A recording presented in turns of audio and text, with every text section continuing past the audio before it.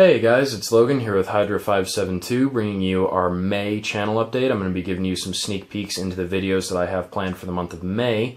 April brought the return of a little bit of normalcy for us. I didn't quite meet the 2-knife review quota that I had set for myself, but I got close and I did some pretty significant testing on our Mora Knives Companion.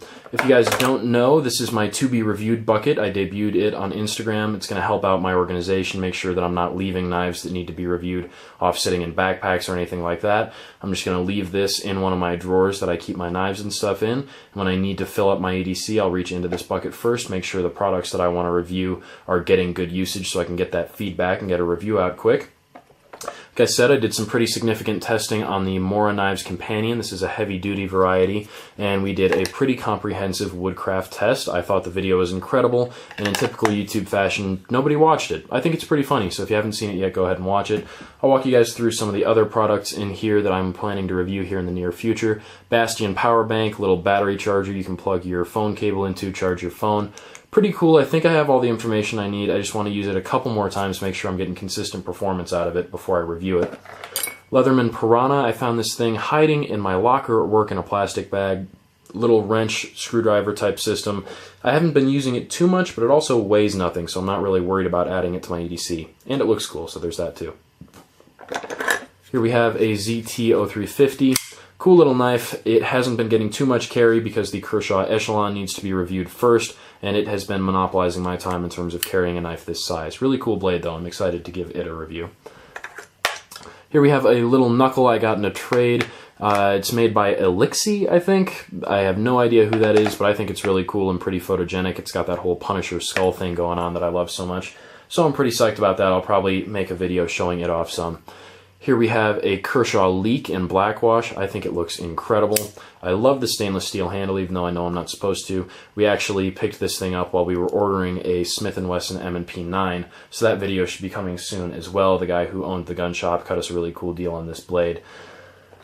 Here we have a Zero Tolerance 0560 Blackwash. Really cool blade, and I've been carrying it quite a bit. It has grown on me significantly. I'm always apprehensive when I get a knife and it has lockup problems, but this one has treated me really well since Zero Tolerance repaired it. They did so in a timely and a professional fashion too, so that is really cool. Great blade. As I've broken it in and sharpened it, it has really revealed itself to be a standout. Glad to have it as probably the most expensive knife in my collection. Here we have the Kershaw Echelon that was supposed to be reviewed last month. Didn't quite get to it. Still carrying it quite a bit, just haven't been using it much. Chad and I have this little gig set up Saturday night. It will probably be pretty knife intensive, and I'll get to use it some more. I think it's going to be a really positive review overall. I love the way that it looks. It breaks up the monotony of that black G10 and Bead Blast C that a lot of us have in wherever we store our knife collections. And I think it's just a really good competitor in terms of comfort in the $60 folder market. That Sandvik steel takes a wicked edge.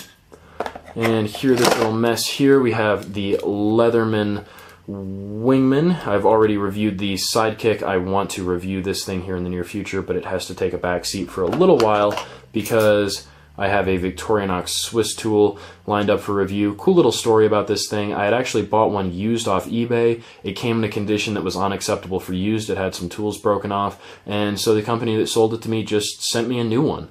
It looked like it had been used maybe once, maybe carried just once. So I'm excited to get a review of these things up. And I mean, I got 2 Swiss tools for like 38 bucks. So I mean, that's awesome. How often does that happen?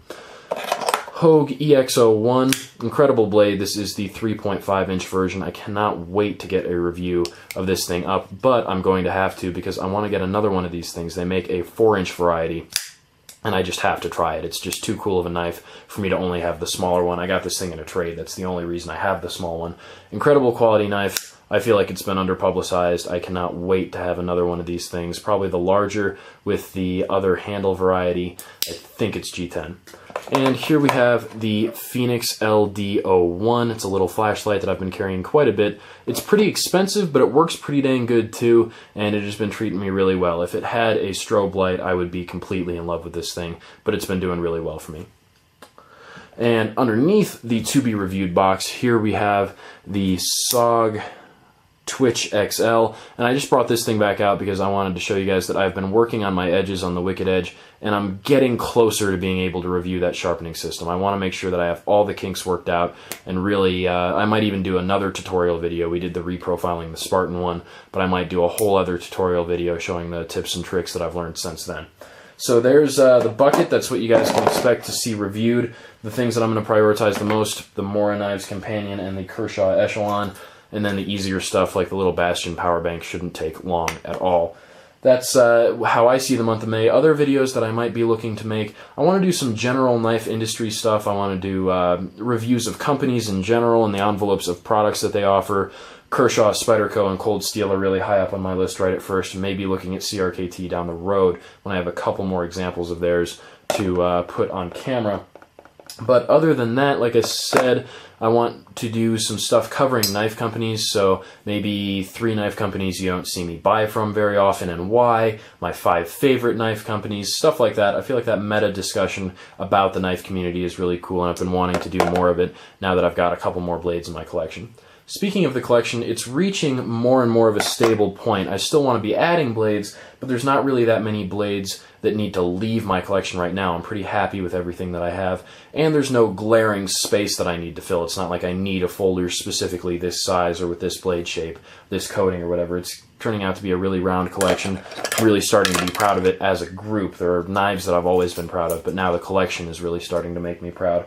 So a couple more things that I want to add to the collection, maybe 1 or 2 knives that need to leave, and then I will do a comprehensive collection video, which I haven't done in quite some time, show off all the stuff in one video, maybe do a short one and just show visuals and maybe like point at them and say the name, and another one and actually talk for just a little bit, like the 2-3 sentences of why this knife is still in my collection and why I treasure it and why it's in my now more consistent collection. But I've rambled on for long enough. That's how I see the month of May. Thank you guys for sticking with us. I hope you liked the videos that you saw in April. And go watch more testing video. That was funny, and I spent time on it, and nobody watched it. Anyways, thank you guys for watching. Stay tuned for more of the same.